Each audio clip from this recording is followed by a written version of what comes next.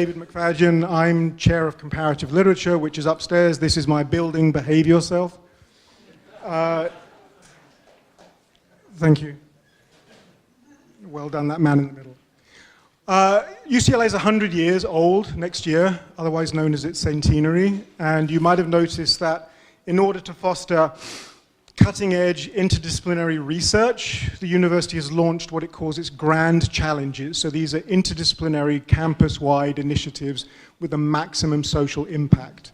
A couple of years ago, we had one based on clean water, on sustainability, and currently we have one based on depression. So this is generating, especially through medical records, the kind of data sets of which perhaps blockchain engineers can only dream.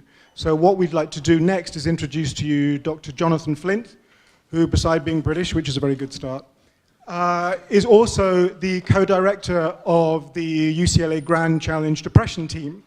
And depression causes approximately 1 million suicides worldwide every year.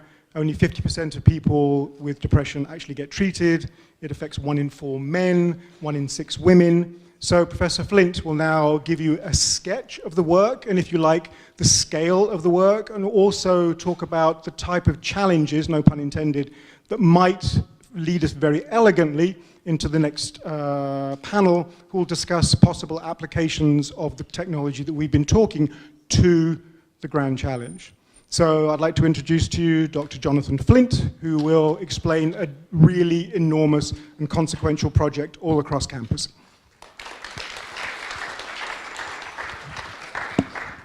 Thank you, David, for that kind introduction. So I'm a psychiatrist, and I'm here because UCLA set up the Depression Grand Challenge in 2015, whose aim is to reduce the burden of depression by half by the year 2050, which is long enough for me to be retired, so if we don't get it right, I'm not going to be blamed. This is an enormous problem. As you heard, it's about 1 in 5 women in their lifetime will have one episode, and about 1 in 8 men.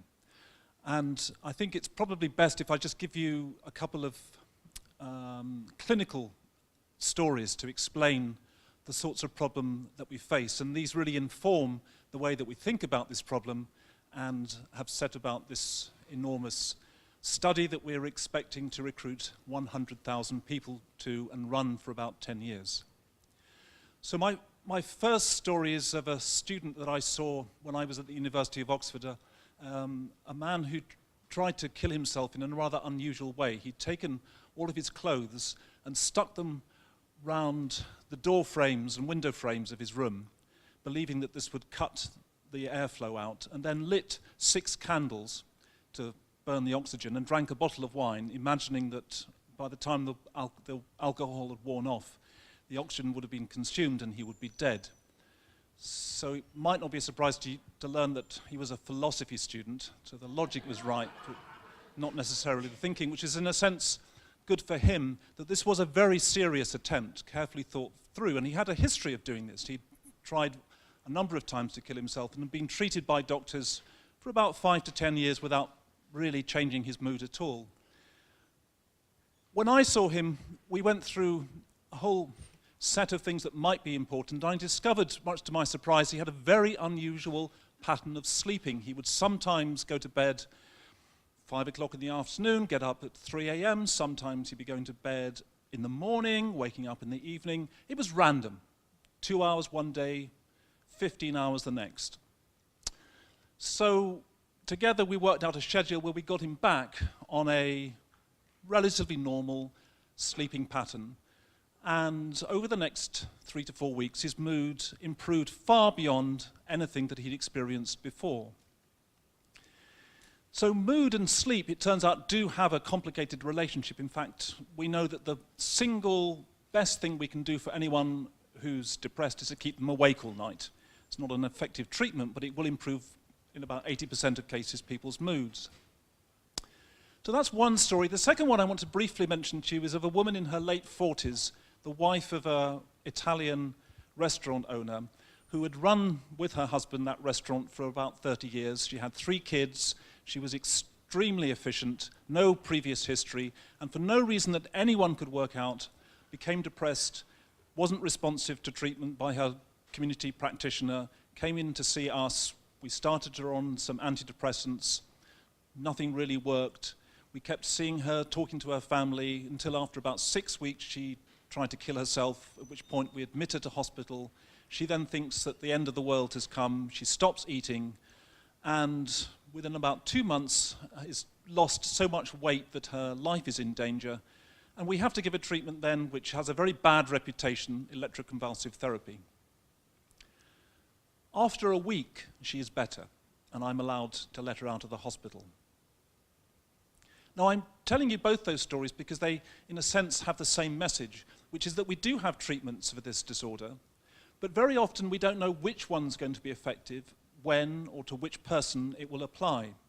And so depression is not like most conditions. It's not a single disorder. It's clearly heterogeneous. There are many different pathways by which we can get to it. And that means that when we do a study like we're considering here, we can't do it in 10, 100, 1,000 people. We're going to have to look at 100,000 people because it's such a complicated disorder. And the other thing about it is it doesn't just happen once, it recurs. So if you have one episode, you have about a 50% chance some other time in your life to have a second or more episodes. So we have to do this longitudinally. We have to follow these people up year after year. And because I don't know whether it's going to be your sleep, whether it's going to be some biological therapy, whether it's going to be ECT, or whether it's going to be psychological therapy that you need, I need to know so much about you, more than you know yourself. And the way we're going to do this in the Depression Grand Challenge is by electronic monitoring.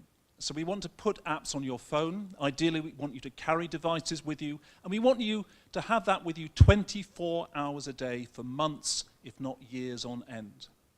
Because it's only by collecting that degree of information over that period of time that we'll be able to understand really what's going on.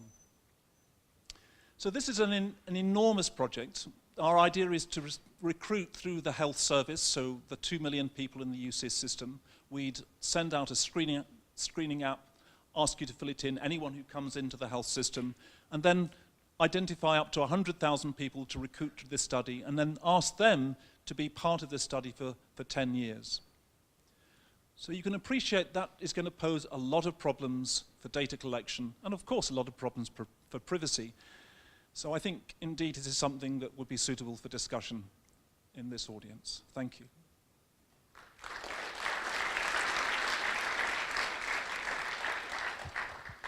Thank you very much once again. So moving on from the problem to possible solutions, I would now like to introduce Ms. Laure-Hélène Cassot, who is the co-founder of Nomi, a self-tracking app specifically dedicated to self-tracking of health. And that is one of several tools that will be discussed over the next half an hour that could, with great results, be applied to the problem that was just outlined.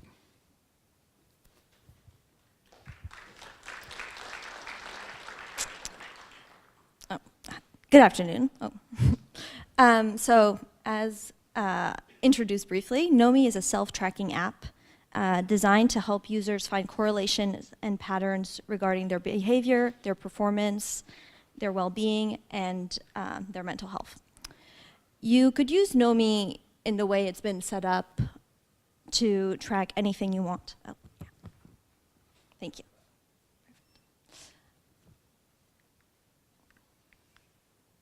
You said top button. Okay. You could use Nomi to track, at this point, anything you want. If you've been wondering if Mercury being retrograde actually has an impact on your day, you can set it up to look at that. If you want to know, like, does my Uber driver actually take the wrong turns more if I'm actually already running late, you could set that up. But the way we've set it up to work best, and the way our users so far use it, is to track factors that impact your well-being. Because everyone faces different issues and everyone has, as discussed previously, has such different things that could help them be better or feel, just have an impact on their day, we wanted to find a way to let the users be the one to figure out what they want to self-track and also change that as time goes on. So Nomi uses a number of techniques to provide insights and feedback. Most of it is classical statistical lore and visualization, but also artificial intelligence that crafts an algorithm that tries to understand your data and detect relevant patterns. So the algorithm is meant to learn as you put in more data. The more data you put in, the more it can kind of give you an insight onto possible correlations. So this is kind of vague territory, so I think the best way for me to really explain what Nomi does is to tell you how I use it.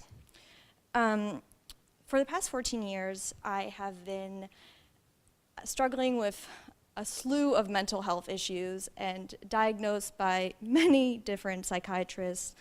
I've been diagnosed with generalized anxiety disorder, bipolar depression, bipolar disorder, and general depression as well. If you want to come find me, and I'll tell you where my latest psychiatrist is at. And don't worry, I'm not here to tell you, oh my God, Nomi saved me, and now, no problem, you guys, like, I'm fine. Therapy and medication is, at least in my case, and I think in many cases with severe mental health issues, the course for, well, in my case, it's the only thing that really helps. But small changes in my lifestyle also have a big impact. In general, I find that these are things such as sleep that it's easy to know. It's easy for a doctor to say, oh, well, you should try to, exercise more. But having an app that tells me exactly which ones of all the many things I can do have a better impact on my day-to-day has been really useful in managing my own disorders. So the many ways, there's a few different kinds of things I track. The basic one is, the basic ones are sleep, did I go to yoga, did I meditate, kind of things that you could track with many different apps. The other ones that are more specific to Nomi are things like, are the people around me stressed out today? It turns out that if my boss is stressed out, I'm going to have huge panic even though there's nothing going on in my own life. And then the last one is the one that is, I think, the most relevant to our conversation today, which is that I was seeing my doctor every week, and every week I was having a hard time telling my doctor how my week had gone. Because whatever had gone on that past week was so colored by the way I felt that day. If I was feeling fine that day, then I was like, oh yeah, it's been a fine week, even though I might have, been crying for 5 hours straight 2 days before. There's just something about our own inability to be objective when it comes to our own mental health that makes, I think, treatment difficult. Sometimes I find myself embellishing for my doctor or exaggerating or making things. Just in general, I'm not the best at telling my doctor who I am, and if I'm not going to do it, I don't know who is. So with my doctor, I figured out, she asked me to just keep tabs on depression, anxiety, and mood stability, just on a scale of 1 to 10, multiple times a day over the week, and then every week when I see her, I don't tell her exactly, I don't go through all of it, but it gives me a way to have a picture of how my week has gone. And so from there on, we want to take Nomi in the direction of working with health professionals, having them be the ones who set up the tracking, having them be the ones who say, oh, well, maybe you should track this, or what happened when you tracked that, and use that data to find solutions to your mental health concerns that are really applicable to you and hopefully just help you feel better, and also just pay attention to those things through the app. So as of now, Nomi is strictly privacy by design, but we are looking to change that. We had it set up that way because as a small company, we felt we could not really certify privacy on the cloud is it's just very difficult. And we felt that our motto at Nomi was, we don't want to don't want to know you better, we want you to know yourself better. So we didn't want to collect your data, we just wanted you to have your own data and us to help you manage it. But now we are transitioning into wanting to work with health professionals, and again, Nomi would still not have access to your data, but blockchain is a very exciting way to have it be so that you can share your data with your therapist, doctor, life coach, whoever you want, and have a real collaborative aspect. As of now, Nomi is a learning tool. It's the tool itself learns to know you better. You learn to make quests and track them in a way that allows you to know more about yourself. And then we are looking for a third learning partner to kind of come into the equation, which would be medical professionals and mental health professionals, to be that third learning partner and just really keep going in this way. Thank you.